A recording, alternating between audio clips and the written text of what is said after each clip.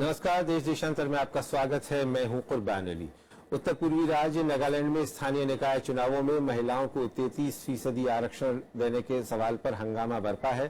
पिछले माह आदिवासी संगठन नागालैंड ट्राइब्स एक्शन कमेटी यानी NTAC ने राज्य में महिलाओं को 33% आरक्षण का विरोध करते हुए आंदोलन किया और 31 जनवरी को उग्र प्रदर्शनकारी मुख्यमंत्री की कोठी के बाहर इकट्ठा हो गए और वहां उन्होंने उस कोठी में घुसने की कोशिश की। पुलिस ने भीड़ को काबू में करने के लिए गोलियां चलाई, जिसमें 2 लोगों की मौत हो गई, जिसके बाद हिंसा भड़क गई और सेना को तैनात किया गया है।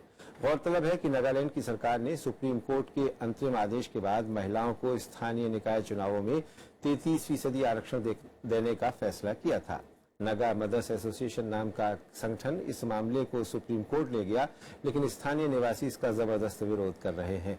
आदिवासियों का कहना है कि ये आरक्षण अनुच्छेद 371A का उल्लंघन है, जिसके तहत नागालैंड को विशेष राज्य का दर्जा मिला हुआ है।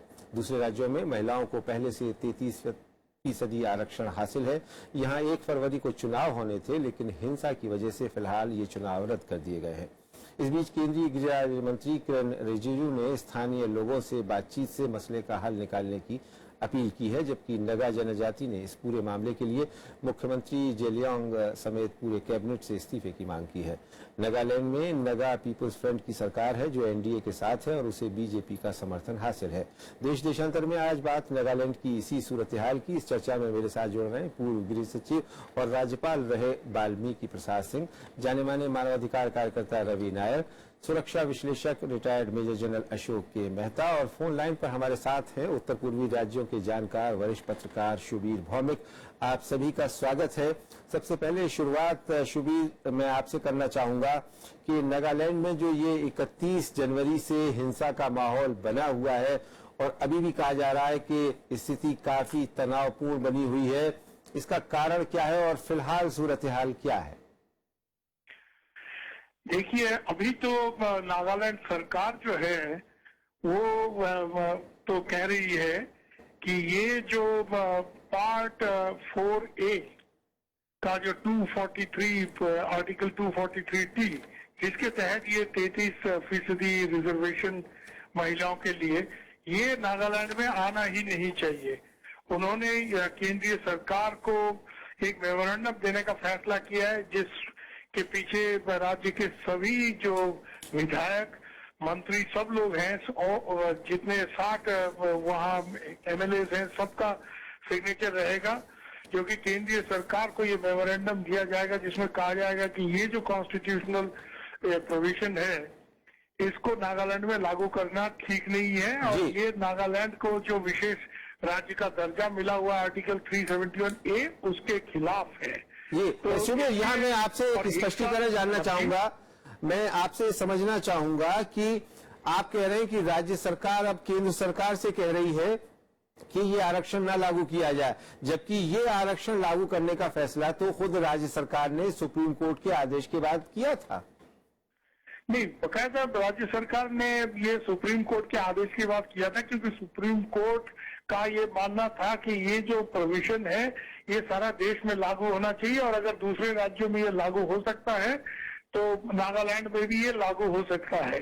और राज्य सरकार भी ये समझ में उनका अंदाजा नहीं था कि इसको लेकर इतना बड़ा हंगामा होगा। अब जब हंगामा हुआ है और ये एक चीज उत्तर पूर्व में VP सिंह साहब हैं, मेरे पुराने दोस्त, वो काम कर चुके हैं नासा में और उत्तर पूर्व में, ये उनको भी स्पष्ट है कि ये जो कस्टमरी प्रैक्टिस नागा लोग का, जो उसको वो कस्टमरी प्रैक्टिस कहते हैं कि हम लोगों का जो पुराना रीति रिवाज, इसके साथ कभी टकराव अगर भारतीय संविधान का होता है तो उनका ये मानना है कि जो स्थानीय रीति रिवाज है उस पर अहम ज्यादा देना चाहिए, यानी कि national law versus customary law, ये जो एक टकराव है ये नागालैंड में इससे पहले भी हुआ है। मुझे याद है 1988 की बात कर रहा हूँ, कुर्बान साहब अपने आप में बड़ा इंटरेस्टिंग कि एक MLA को माना गया कि उसने गोली चलाई थी और उससे एक ड्राइवर का मौत हो गया। तो वहाँ जो लोकल नागा बॉडी है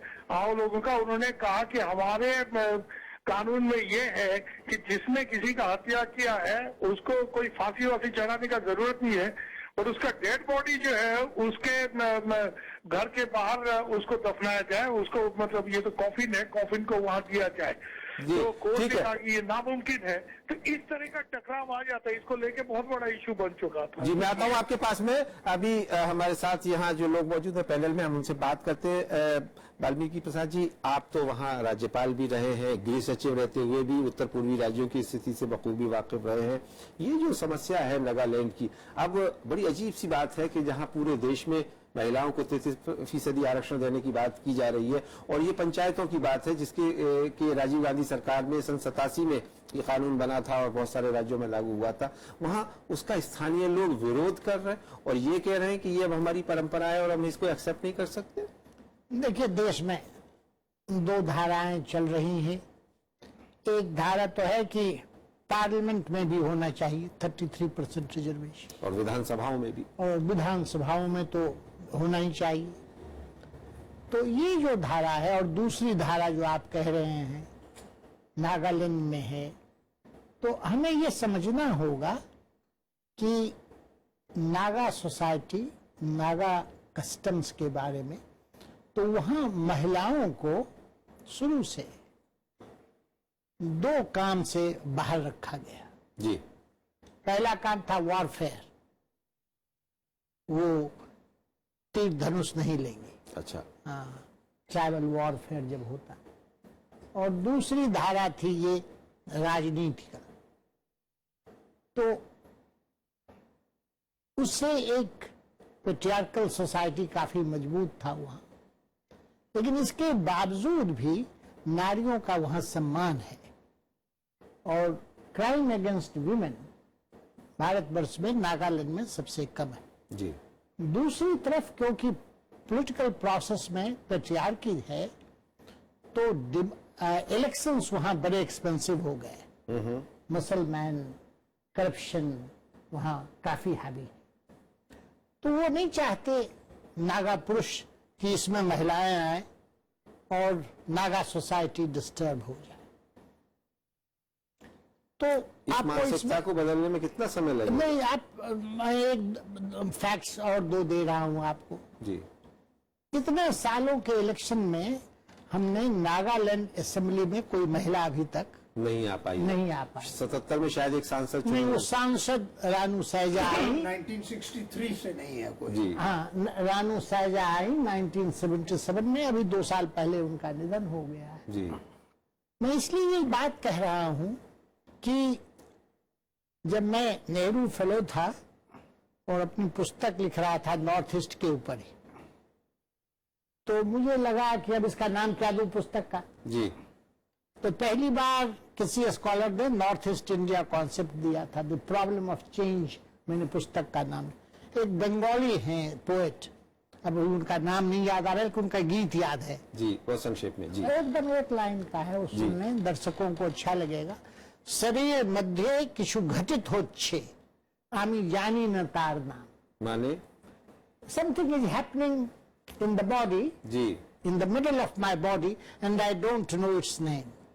This is really the problem of change, and that's why I gave my book the name The Problem of Change. ठीक, You have to adjust. The democratic processes have to be further strengthened, because democracy is, is not very old, only इसीलिए 70 मैं आता हूँ years. आपके पास में। अशोक मेहता साहब, आप तो वहाँ रहे हैं, इंसर्जेंसी के खिलाफ ऑपरेशंस जो होते रहे हैं उसमें काम किया है, उसको देखा है, उस सोसाइटी को भी देखा है। अभी कुछ भी घटना हो जाती है, न सिर्फ नागालैंड में बल्कि सारे उत्तर पूर्वी राज्यों में फौरन सेना को तैनात करना पड़ता है, जबकि दूसरे देश के हिस्सों में हम उससे परहेज करते हैं।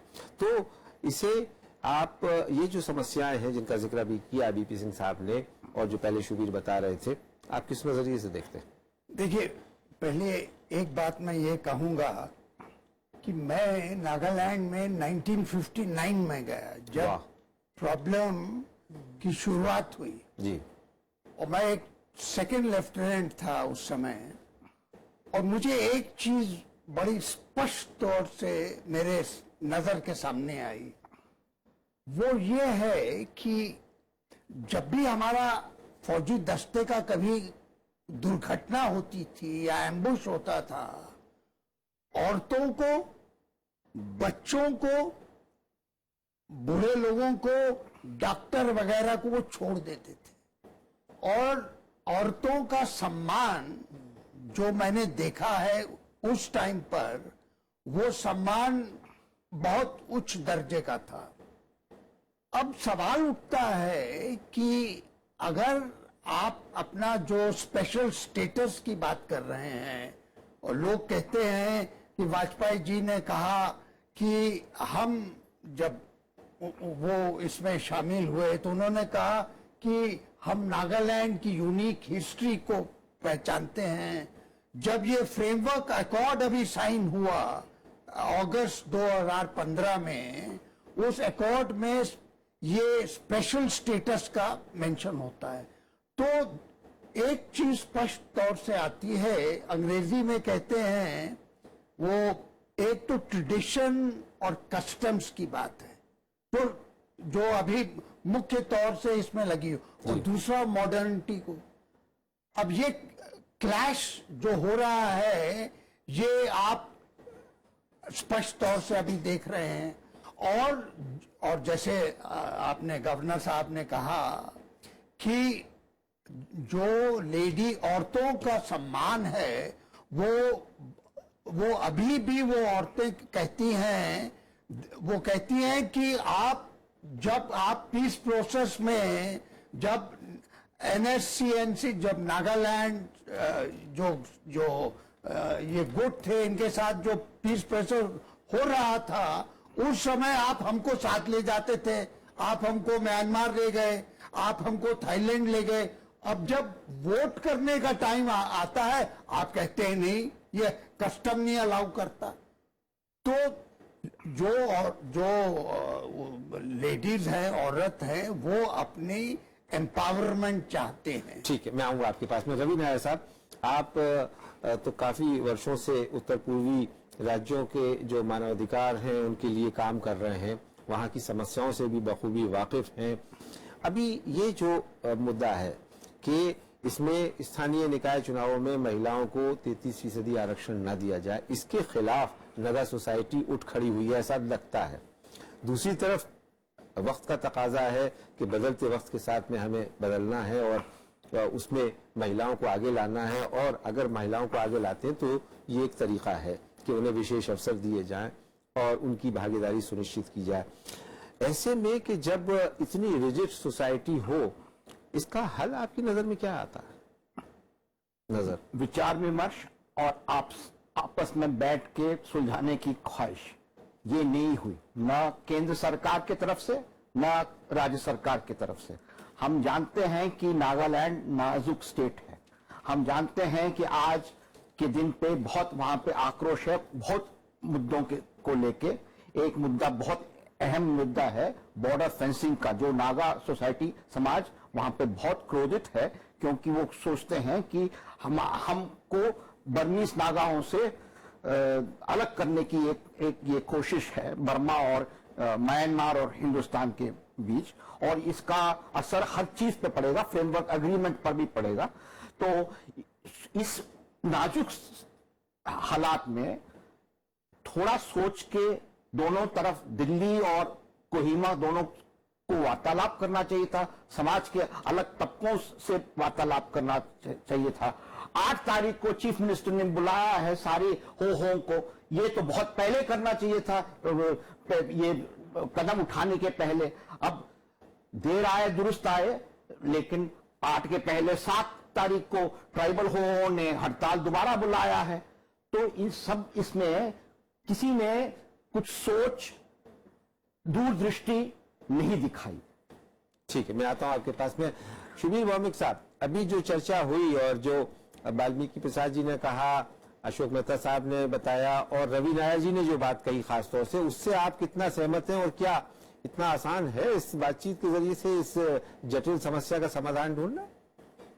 रवि ये सही कह रहे हैं कि ये सब जो सेंसिटिव, ये नागालैंड में ये इस तरह के इशू जो है सेंसिटिव है, और इसको लेकर जो मुख्यमंत्री जेलियांग साहब को, एक क्योंकि वो खुद नागा हैं और वहाँ के हैं, उनको एक अंदाजा तो होना चाहिए था कि ये कस्टमरी लॉ और नेशनल लॉ का जो टकराव ये पुराना चीज है और इसको लेकर कभी भी हंगामा हो सकता है। यहाँ एक राजनीतिक हिस्सा भी है। मुझे कुछ हद तक जो पूर्वी मुख्यमंत्री जो बहुत 3 टर्म मुख्यमंत्री रहे हैं और यही पार्टी के हैं और अभी सांसद हैं नेफ्यू डियो, उनका रवैया कुछ अजीब सा लगा, क्योंकि जब ये हंगामा भड़क उठा तो उन्होंने कहा कि ये लोग नहीं चाहते हैं तो इसको लेकर आगे बढ़ना ठीक नहीं। जब उनसे पत्रकारों ने ये पूछा कि यहाँ क्या केंद्रीय शासन या प्रेसिडेंट रूल लागू होना चाहिए, तो उन्होंने ये कह दिया, अब उनका अपना सरकार है, अपने पार्टी का सरकार है, उन्होंने साफ कह दिया कि ये दिल्ली के ऊपर डिपेंड है। दिल्ली अगर ये दिल्ली पर है, अगर दिल्ली समझती है कि हालत बिगड़ गया है, यहाँ कुछ उस तरह का करना है तो ये दिल्ली का डिसीजन होगा। तो ये मुझे कुछ हद तक लग रहा है इसके अंदर, अब हम पत्रकार लोग हैं, थोड़ा ज्यादा शायद कभी कभी देखते हैं, थोड़ा बहुत ये एनपीएफ के अंदर भी फैक्शनल फाइट का एक एंगल भी उभर कर आ रहा है। उतना उभर कर अभी तक नहीं आया है, बट इसमें थोड़ा पॉलिटिक्स भी है, ये हमारा मानना है। और इसके साथ कुछ दूसरे लोग भी जुड़े हुए हैं जो ये नहीं चाहते हैं कि गलियान साहब सत्ता में रहें, और एक लीडरशिप चेंज का एक जिक्र भी ये हो रहा है। तो गलियान साहब को खुद को ये अंदाजा जरूर होना चाहिए था कि ये एक सेंसिटिव मामला है और ये customary law versus national law, ये नागा सोसाइटी में इसका टाइमिंग भी कुछ इंटरेस्टिंग हम सोचते हैं कि मणिपुर में चुनाव होने वाले हैं, इसको लेकर कुछ हद तक नागा समाज में एक गड़बड़ी है, क्योंकि नागा ऑर्गेनाइजेशन जो है पड़ोसी राज्य मणिपुर में वो ब्लॉकेट करते रहे हैं, उसको लेकर भी अब सेंट्रल गवर्नमेंट को जाकर वहाँ इंटरवेन करना पड़ रहा है। तो इसका एक नागा, मतलब जिसको हम कहते हैं कॉम्पिटिटिव रेडिकलिज्म, कि हम ज्यादा नागा है दूसरे से दिखाने वाली बात है, ये कॉम्पिटिटिव इलेक्टोरल पॉलिटिक्स में, वो भी एक एंगल है जिसको डिस्काउंट करना ठीक है। शुभीर, आप रहे हमारे साथ, आप रहे, मैं आता हूं आपके पास में। बीपी सिंह साहब, अभी जिस तरह से शुभीर बता रहे थे, हम देख रहे हैं कि हाल ही के दिनों में अभी एक जलीकट्टू को लेकर के सुप्रीम कोर्ट का आदेश था, फिर उसको बदलवाया गया। सवाल ये उठ रहा है कि ये जो हम एक राष्ट्र के रूप में आगे बढ़ रहे हैं, उसमें इस तरह की चीजें, इस तरह के दबाव बनाए जाएंगे अपने जातिगत पहचान के लिए, अपने रीति रिवाजों के लिए, अपने कस्टमरी बातों के लिए, तो क्या ये देश आगे बढ़ पाएगा इन सब? देखिए, मैं 2-3 बातें कहना चाहूंगा। मोमिन साहब ने इशारा किया है, क्या प्रेसिडेंट रूल आंसर है? मेरे समझ में नहीं। हम लोगों को इस तरह की धारणा को इंटरटेन नहीं करना। ये नागा समाज की समस्या है और इसको नागा सोसाइटी को हैंडल करना है और नागालैंड की जो सरकार है उसको हैंडल करना। अगर उसमें लीडरशिप चेंज की आवश्यकता है तो हो सकता है, लेकिन हमको यह समझना हो चेंज से तो ये मसला हल नहीं हो सकता है, समस्या हो, लेकिन वो लीडरशिप चेंज से नहीं होता है। बातचीत तो करना ही होगा नागा सोसाइटी को। उनका जो मदर्स एसोसिएशन है वो बड़ा स्ट्रांग है, उनसे और जो रूलिंग पार्टी के लोग हैं, फिर नागालैंड ट्राइबल एक्शन कमेटी के लोग हैं, इन सबों में बातचीत की प्रक्रिया तो आरंभ करनी है। जी, शुभीर कुछ कहना चाह रहे हैं बहुत संक्षेप में, फिर मैं अशोक मेहता साहब। मैं ये कहना चाह रहा हूँ कुर्बान अली साहब कि ये आपने प्रेसिडेंट रूल की तरफ नहीं किया, ये मैं यही कह रहा था कि रियो साहब से जब पूछा गया कि क्या प्रेसिडेंट रूल इसका हल है, तो उन्होंने कहा ये दिल्ली पर है। ये प्रेसिडेंट रूल तो कभी हल ही हो ही नहीं सकता, और मैं भी मानता हूं कि ये बातचीत ही इसका हल निकल सकता है। ठीक, अशोक मेहता साहब, आपको क्या लगता है कि क्या हल निकल सकता है, कैसे निकल सकता है? एक हल बाद में मैं आऊंगा। एक बात तो ये है कि ये जो नागा ट्राइबल एक्शन कमेटी के जो सदस्य हैं, उन्होंने एक बड़ी अच्छी बात की है कि उन्होंने कहा कि हमें कोई ऑब्जेक्शन नहीं है कि अगर औरतें इसको कंटेस्ट करें लोकल बॉडी इलेक्शंस को, लेकिन रिजर्वेशन नहीं होनी चाहिए। जी, लेकिन मैं आपको बताऊं कि 60 सदस्यीय विधानसभा में 59 सदस्य जनजाति के लिए रिजर्व है, सिर्फ एक सीट जनरल है, तो जो लोग वो ये तर्क दे रहे हैं उनको ये भी ख्याल रखना चाहिए। नहीं, वैसे वो अब जो जैसे उन्होंने बोला है उससे ये लगता है कि बोलने की बात एक है और करने की बात दूसरी है। इसमें स्पष्ट तौर से अभी जैसे गवर्नर साहब ने अब मीटिंग बुलाई है जिसमें जो नेशनल ट्राइबल एक्शन कमेटी, जो सरकार है, कैबिनेट और चर्च लीडर्स को, नागालैंड में हमने देखा है कि चर्च लीडर्स और मदर्स एसोसिएशन, ये बहुत इंपॉर्टेंट है। ये मदर्स एसोसिएशन और चर्च लीडर्स बहुत अहमियत रखते हैं। और मैं समझता हूं जो आचार्य साहब ने, जो गवर्नर साहब ने कदम उठाया है, बड़ा अच्छा कदम उठाया है। और हो सकता है कि इस बातचीत से, खासकर जब चर्च लीडर्स इसमें शामिल हैं, ये बात टल सकती है। ठीक है रवि नारायण लेकिन साहब। इसका सलूशन नहीं है अभी। जी, आप कितना सहमत हैं जो बात कही जा रही है? क्या इस तरह से मसले का हल निकाला जा सकता है या आपकी नजर में कोई और रास्ता है? अब 33% रिजर्वेशन महिलाओं के लिए ये सेकेंडरी इश्यू बन गया है। मेन मुख्य इश्यू है अभी जो ट्राइबल ट्रेडिशनल डोमेन, उसकी हिफाजत नागा लोगों के बीच में यही है दृष्टिकोण कि क्या हमारा जो अस्तित्व है एज अ ट्राइबल कल्चर, क्या ये रहेगा। जब आप बिना बातचीत इंट्रोड्यूस करते हैं, इसमें जल्लीकट्ट से बहुत फर्क है। इसीलिए फर्क है क्योंकि ये संविधान का अनुच्छेद विशेष उनको दिया गया है, कुछ विशेष नहीं, लेकिन क्या वो अनुच्छेद ये इजाजत देता है कि आप वहां आरक्षण न करें महिलाओं की? नहीं, और नहीं कहते हैं कि सारे जो लोकल कस्टमरी लॉज होंगे, even criminal laws will be local. But Naga people have been very intelligent. उन्होंने कंसीड किया है कि क्रिमिनल लॉ अभी आईपीसी वहां पे बिल्कुल चलती है, कोई किसी का उस पर रोकथाम नहीं है। अगर आप बातचीत से करोगे, ढंग से वार्तालाप से करोगे, विचार विमर्श के साथ करोगे, तो ये सब हो सकती है। लेकिन आप इनर लाइन परमिट इंट्रोड्यूस नहीं करेंगे प्लेन्स एरियाज में, गुस्सा है, आक्रोश है, भारी लोग आके नागा जमीन ले रहे हैं। अब वहां पे आप बॉर्डर फेंसिंग की बात नहीं कर रहे हो, ट्रेडिशनल नागा विलेज काउंसिल्स को कोई पावर्स नहीं है। आप अंग्रेजों ने जो थोपी हुई गांव बुराव के विलेज काउंसिल्स को अहमियत देते हैं। आप समझते नहीं है कि इलेक्शन कैसा होता है नागा इलाकाओं में। वहां पे कोनियाक एरियाज में होता है, चीफ टेन डिसाइड करता है, अंगामी एरियाज में डिसाइड करता है विलेज कंसेंसस कैंडिडेट्स की तरफ से।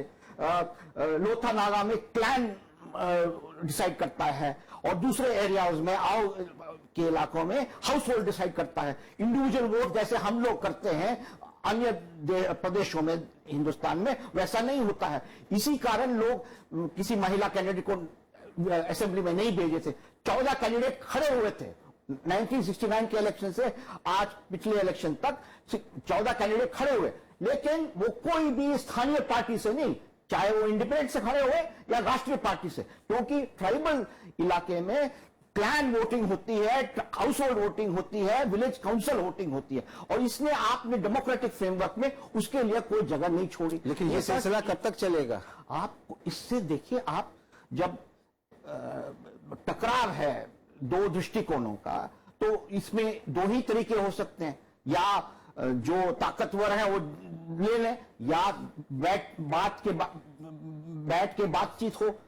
इस नागालैंड के खास जियो पॉलिटिकल सिचुएशन में आपको बातचीत के अलावा और कोई रास्ता नहीं है, और बड़े धीरे से, विलंब से इसकी तरफ आगे बढ़ना चाहिए। हम जरूर चाहते हैं कि महिलाओं के लिए आरक्षण हो, लेकिन इसमें झटपट करोगे तो उत्तेजित होगा जनता। जी चलिए, बहुत बहुत शुक्रिया इस चर्चा में भाग लेने के। आप कुछ कहना चाह रहे थे बहुत संक्षेप में? बहुत संक्षेप में जी, ये जो प्रश्न ट्रैवल, जो आप बातचीत की बात कह रहे हैं, ये प्रश्न वेरियर एल्विन ने डीपी चालिहा से पूछा था।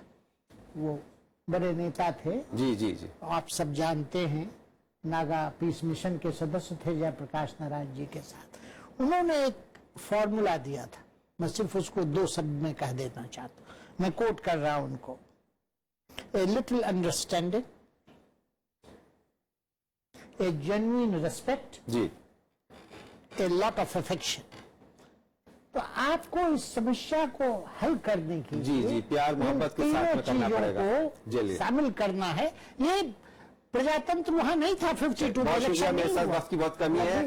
वीपी सिंह साहब, अशोक मेहता साहब, रवि नायर साहब राजनीति इसमें जरूर है जी, और शुभीर भौमिक साहब हमारे साथ फोन लाइन पर जोड़ने के लिए और नागालैंड की सूरत हाल पर बात करने के लिए। उम्मीद की जानी चाहिए कि आने वाले दिनों में उत्तर पूर्वी राज्य नागालैंड में सूरत हाल बेहतर होगी, शांति और अमन बहाली होगी, और वहां जो रवि नायर साहब कह रहे हैं कि बातचीत के जरिए से, आपसी बातचीत के जरिए से समस्या का कोई ना कोई समाधान निकलेगा। इसी उम्मीद के साथ देश देशांतर में मेरे साथ इतना ही। नमस्कार।